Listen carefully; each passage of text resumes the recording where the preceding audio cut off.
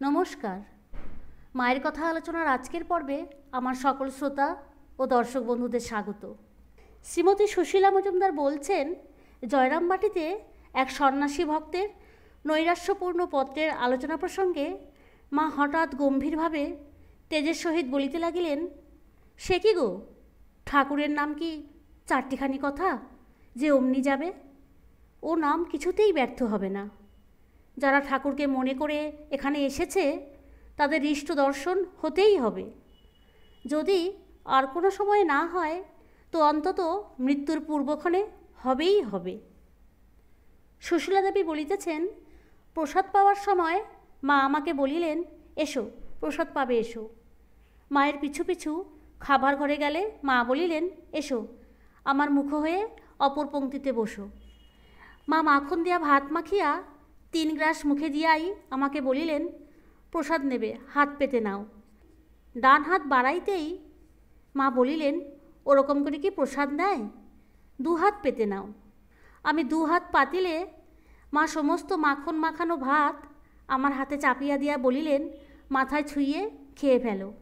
আমি তো অবাক, বলিলাম, মা আমি কায়েস্ত, আমাকে তো খেতে খেতে আপনি ছুঁয়ে দিলেন, এখন আপনার কি করে খাওয়া হবে?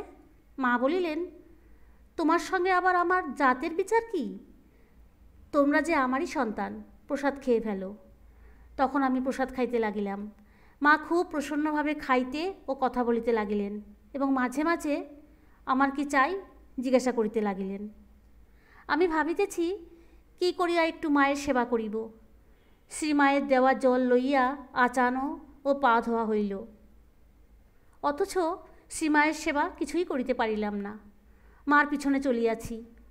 মা ঠাকুর ঘরে গিয়া আমাকে বলিলেন, কপাটের উপর আমার গামছাখানা আছে, নিয়ে এসো, আমার পাটা মুছে দাও। এই কথা শুনিয়া আমি আনন্দে আত্মহারা হইলাম। আমি ওইরূপ করিতেই মা বলিলেন, আচ্ছা তক্ত বসে বসি, তুমি ভালো করে আমার পায়ের তলাখানা মুছে দাও। আমি মায়ের পা দুখানে মুছিতে মুছিতে মাথায় ঠেকাইতে লাগিলাম। মা একটু হাসিয়া বলিলেন, আচ্ছা এখন থাক। আমি বলিলাম, মা ছোট ছোট বিধবা মেয়েরা মাছ খেলে এ দেখে আমি আশ্চর্য হলুম। আমাদের দেশে অর্থাৎ পূর্ববঙ্গে এরকম মাছ খেতে দেয় না, সমাজে বাধে। মা বলিলেন, ওসব কি জানো? দেশাচার ও লোকাচার।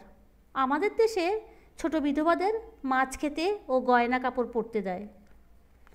ওদের আকাঙ্ক্ষা থাকে কি না, না হলে চুরি করে খাবে। যখন বুঝতে পারবে এটা সমাজ বিরুদ্ধ তখন ছেড়ে দেবে। স্বামী শান্তানন্দজি বলিলেন, জনৈক সাধু কাশীতে মণিকর্ণিকায় খুব তপস্যা করিতেছিলেন। আমি কলিকাতা আসিবার সময় তিনি আমাকে বলিলেন, মাকে জিজ্ঞাসা করো কতদিনে আমার উপর ভগবানের কৃপা হবে। আমি মাকে ওই কথা বলায় মা গম্ভীরভাবে বলিলেন, তাকে লিখে দাও, তপস্যা করছো বলেই যে ভগবানের কৃপা হবে এমন নয়। আগে ঋষিরা ঊর্ধ্বপদে হেটমুণ্ড হয়ে নিচে আগুন জ্বেলে হাজার হাজার বছর কত তপস্যা করত, তাতে কখনো কারোর উপর কৃপা হতো, কখনো বা হতো না। সবই তার দয়ার উপর নির্ভর করে। স্বামী শান্তানন্দজি বলিলেন, একবার ঠাকুরের সময়ে জনৈক বিশিষ্ট গৃহভক্তের সহিত আমার কাশী যাইবার কথা ওঠে। তাহাতে আমার পাথেয় খরচ তিনিই বহন করিতেন। মা শুনিয়া আমায় বলিলেন, তুমি সাধু, তোমার কি আর যাওয়ার ভাড়া জুটবে না? ওরা গৃহস্থ, ওদের সঙ্গে কেন যাবে? এক গাড়িতে যাচ্ছ, হয়তো বললেন এটা করো ওটা করো, তুমি সন্ন্যাসী, তুমি কেন সেসব করতে যাবে? একদিন আমি মাকে জিজ্ঞাসা করিয়াছিলাম, মা যাদের মন্ত্রদাতা গুরু ও সন্ন্যাসের গুরু পৃথক, তারা কাকে গুরুরূপে ধ্যান করবে? মা উত্তরে বলিলেন, মন্ত্রদাতা গুরুই গুরু, এই মন্ত্র থেকেই ক্রমে ত্যাগ বৈরাগ্য সন্ন্যাস লাভ হয়। স্বামী শান্তানন্দজি বলিলেন, মা যারা খুব গরিব, কাশী ছাড়া অন্য কোনো ধামে যেতে পারে না, তাদের ওই রকম ফল আর কিসে হয়? মা বলিলেন, কেন, তারা দক্ষিণেশ্বরে কিংবা বেলুড়ে গেলে একই ফল হয়, যদি সেরকম বিশ্বাস থাকে। যার জন্য কাশী যাওয়া তিনি দক্ষিণেশ্বরে ও বেলুড়ে আছেন। এক সময় একটি ভক্ত মাকে বলিয়াছিল, মা আমি বড় গরিব, ইচ্ছা হয় যখন তখন আপনার দর্শনে আসি, কিন্তু আপনার জন্য ইচ্ছা মতো কিছু আনতে পারি না বলে সব সময় আসতে পারি না। শুনিয়া করুণাময়ী মা স্নেহ বাক্যে বলিলেন, বাবা, যখন আসবার ইচ্ছে হবে একটা হরিতকি হাতে করে এসো। জনৈক ত্যাগী ভক্তের মাতা পুত্রের সংসারে ফিরিয়া যাইবার প্রস্তাব শ্রী মায়ের নিকট করায় মা বলিলেন, ত্যাগী ছেলে গর্ভে ধরা বড় সৌভাগ্যের কথা। লোকে একটা পেতলের বাটির মায়া ত্যাগ করতে পারে না, আর সংসার ত্যাগ করা কি সোজা কথা? তুমি ওর মা, তোমার ভাবনা কি? সাধু হলেই বা সে তোমাদের সেবা করবে।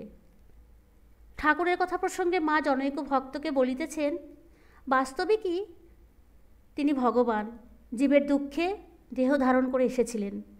রাজা যেমন ছদ্মবেশে নগর ভ্রমণে যান, একটু জানাজানি হলেই সরে পড়েন।